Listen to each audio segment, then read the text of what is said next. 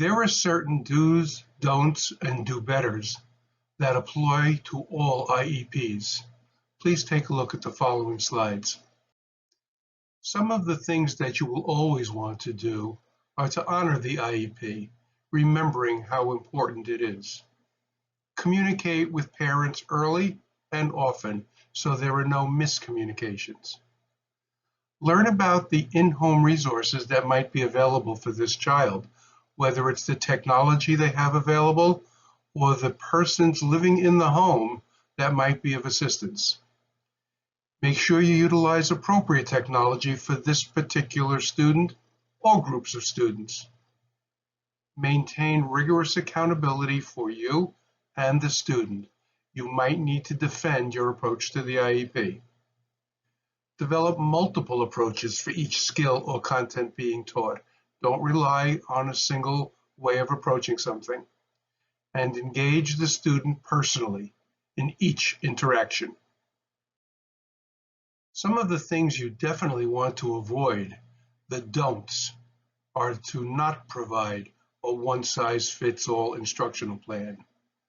Don't rely on published materials, sending home packets for the child to complete.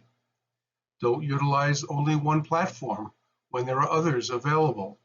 There are many types of computer approaches to instruction. Don't expect parents to be teachers. They're not trained, nor is that their role. But also, don't deny the parents the opportunity to assist where appropriate. Don't forget about related services when they are required, whether you provide them or need to call upon other providers. And don't ignore the assessment portions of the IEP.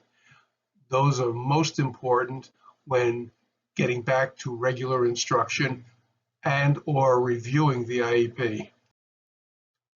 Certain things that we could all do better as we get into this more and more.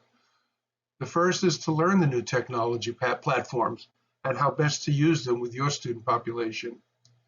Create engaging activities, taking advantage of technology. Not everything has to be a straightforward learning activity. There are other ways of engaging the child. Strengthen the relationship with the child. This is difficult for the child, just as it is for you. Keep the parents more informed than before. This is unusual for them.